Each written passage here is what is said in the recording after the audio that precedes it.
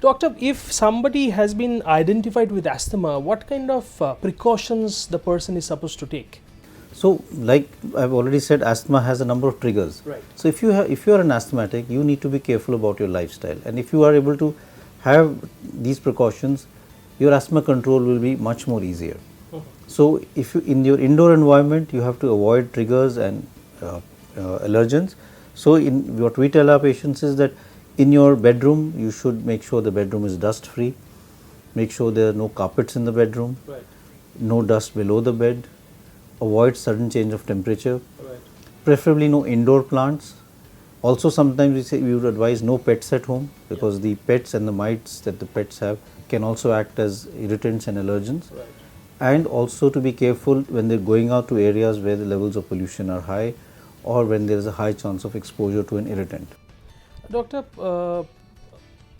you only mentioned in one of the responses that people don't even know that they are having a problem which leads to asthma. So, is there any sure shot, easy way of identifying the problem? Because if somebody can identify the problem, the treatment can start and he can be better off. So, is there easy ways? So, the diagnosis of asthma can be done on basis of a history, like I told you, the symptoms, and if they are occurring in an intermittent manner. So, when there is an exposure, the person have these symptoms. With treatment or on its own, when the allergen is not there, the person improves. If this is happening repeatedly, sometimes at the same time, so an asthmatic may be allergic to things in spring. Right. So, he will say every year during spring or during autumn, I have my symptoms, but then when the weather changes and becomes all right, Right. they go away. Then we can do certain tests. We have lung functions, which are tests where we ask the person to blow into a machine, and we see what is the lung capacity and are the tubes or the airways narrowed, because if they are narrowed, then less amount of air will come out, and that gives us an idea as to whether this is a normal airway or this is an airway of a person whose airway who is an asthmatic and has obstructive airway disease. Right. Doctor, while a breathless situation and the identification of whether it's due to the heart or the lungs is completely a professional doctor's area, for a common man, if he's feeling breathless, is there any way he can relate it to whether it's related to the heart or it's related to the lungs? So, if you have breathlessness which is associated with left sided chest pain, there is palpitation, you have a sinking sensation, there is sweating, you need to be, and you are in the older age group, and you have other risk factors like you are a smoker, you have diabetes, hypertension, and no past history of any allergies or asthma, you are looking at more of a cardiac related problem. Right. If you have an history of allergy from the past and you have breathlessness which is more associated with wheeze, Right. and there is cough with sputum production, none of the other features, then probably you are looking at a respiratory related problem. Right. Doctor, how severe can be an asthma attack? I mean, like heart attack, we tell people around in the ecosystem how to take care of that particular patient. Is there any do's and don'ts that the ecosystem can do for the particular patient? So, asthma attacks can be very serious. There are still significant number of people who die because of a severe asthma attack, and some of them have such a severe attack that they need to be on a ventilator for some time to get over the attack. The treatment is that if the person is a known asthmatic and he is carrying his medication, the inhalers with him, he should be immediately given extra puffs of that inhaler. Right. And if there is a nebulizer or other drugs available, then those should be administered as early as possible. Right. Doctor, you have been a veteran. I mean, you were a Padma Shri and you were a person of repute in this field. So, while smoking is a self-inflicted harm, other than that, have you seen any demographic relationship and asthma?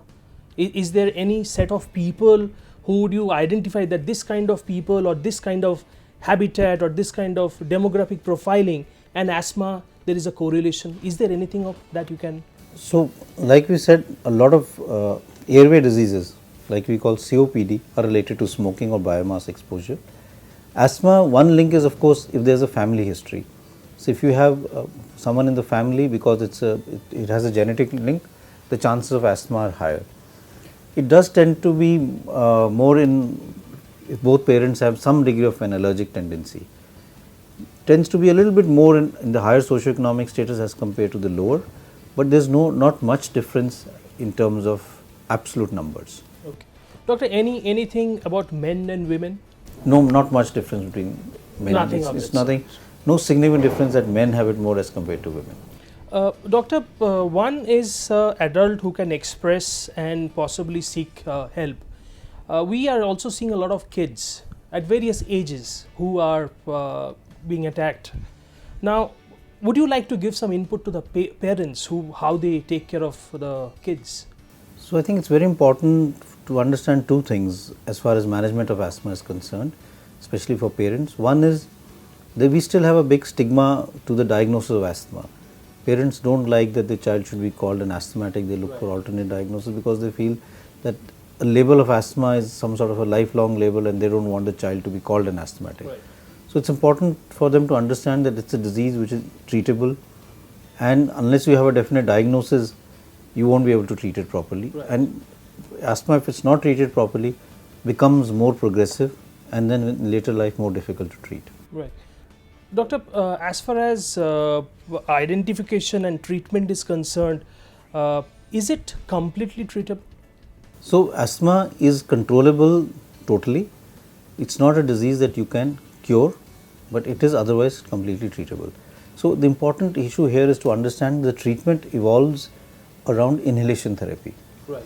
And that is where there is also a lot of stigma attached. So the treatment of choice for asthma as of today is to use inhalation therapy. So the advantage of that is that if you have a drug which you want to reach the airways immediately to relieve the symptoms, have minimal side effects and be effective, then it's the inhaler is effective and will cover for all of this. For example, if you have the same medication in a tablet form, the tablet will go into the stomach, it will get dissolved, it will go into the blood, and from the blood it will reach the lungs. Right. It will take at least 45 minutes to 1 hour for the tablet to start working. Right.